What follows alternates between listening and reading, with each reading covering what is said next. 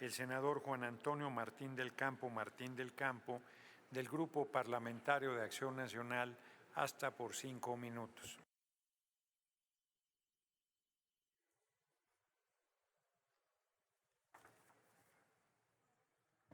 Gracias, con el permiso de la presidencia. Hoy los mexicanos van a tener un salario realmente digno. Por eso nosotros vamos a votar a favor de esta gran propuesta y por supuesto de esta reforma, sin regateos, siempre viendo por el bien precisamente de ustedes, de todos los mexicanos. Que su salario mínimo siempre esté por encima de lo que es la inflación y por supuesto recuperar el poder adquisitivo, que sabemos que en los últimos años se ha perdido. Por lo tanto, también esta reforma tiene aspectos muy importantes. Uno de ellos es el aumento en el salario a maestros, policías, integrantes de la Guardia Nacional, médicos y enfermeras. Otro aspecto importante a destacar es que con esta reforma, se va a terminar lo que es la pobreza laboral. La reforma propuesta al artículo 123 constitucional representa un avance relevante en la producción, protección y la adquisición de lo que son los trabajadores mexicanos, especialmente al asegurar que la revisión y fijación de los salarios mínimos no está por debajo de la inflación.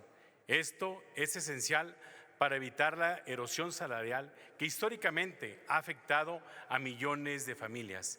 Desde su perspectiva social, valoramos las siguientes atribuciones. 1. El preservar el poder adquisitivo. La reforma garantiza que los trabajadores no perderán el poder adquisitivo frente a la inflación, una medida clave para mejorar el bienestar de las familias mexicanas y enfrentar la creciente desigualdad. Históricamente, los salarios mínimos en México han perdido su capacidad de compra debido a incrementos insuficientes frente a los aumentos de los precios. Esta reforma aborda precisamente esta situación. Por supuesto, otro aspecto importante es el incremento en los salarios en los servidores públicos esenciales. Es destacable el reconocimiento de los maestros, policías, integrantes de la Guardia Nacional, Fuerzas Armadas, médicos y enfermeras, al incluir un salario mínimo que no debe de ser mayor al promedio registrado en lo que es el IMSS. Estos servidores públicos desempeñan funciones críticas para el desarrollo y seguridad del país y sus salarios deben de ser reflejados precisamente en un mejor bienestar. Por el otro lado, lo que es la reducción de la pobreza laboral, los aumentos al salario mínimo en los últimos años que forma parte de esta política han logrado socavar a millones de personas en la pobreza por sus ingresos. Esta política ha sido una de las más efectivas del actual gobierno en términos de mejoras de las condiciones de vida de los trabajadores y de sus familias, al reducir la pobreza laboral y mejorar el bienestar de la población. Por supuesto que es estabilidad y crecimiento de los salarios. Y en este rubro es importante subrayar que esta reforma constitucional contribuye a la estabilidad salarial en un contexto de estabilidad económica.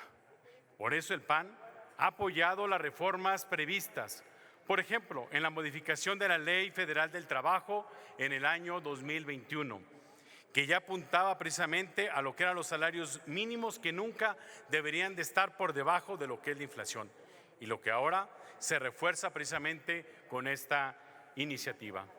No obstante, a pesar de los avances propuestos, existen áreas de oportunidades que necesitan ser revisadas para asegurar los beneficios de esta reforma y que llegue realmente a todos los trabajadores y que la política salarial sea más equitativa y suficiente para las necesidades reales de la población.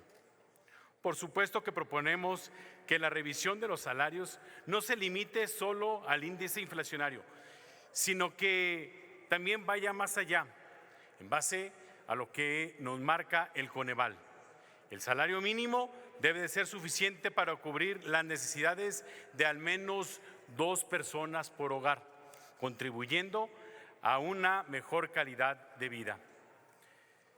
Si bien los incrementos salariales son una herramienta poderosa para mejorar el bienestar, debe de ser sostenible a largo plazo. Se debe tener cuidado en los aumentos salariales que no genere efectos adversos, como es el desempleo en sectores más vulnerables o en la reducción de empleos formales. Para ello, es esencial que se diseñen políticas integrales que acompañen los aumentos salariales con incentivos para la creación de empleos formales y el fortalecimiento de las economías. Concluyo. Reconocemos los avances importantes de esta reforma constitucional, especialmente en la preservación del poder adquisitivo y del reconocimiento de los servidores públicos esenciales. No obstante, proponemos que la política salarial avance hacia una vinculación con el bienestar social, que considere la línea de pobreza como base, que se amplíe su cobertura para incluir a este sector informal. Asimismo, se requiere un enfoque de largo plazo para evitar efectos de desempleo. Por eso nosotros vamos a votar a favor. Siempre lo que sea a favor de lo que es nuestro país, de lo que sea a favor de los mexicanos, vamos a votar a favor de ustedes. Es cuanto.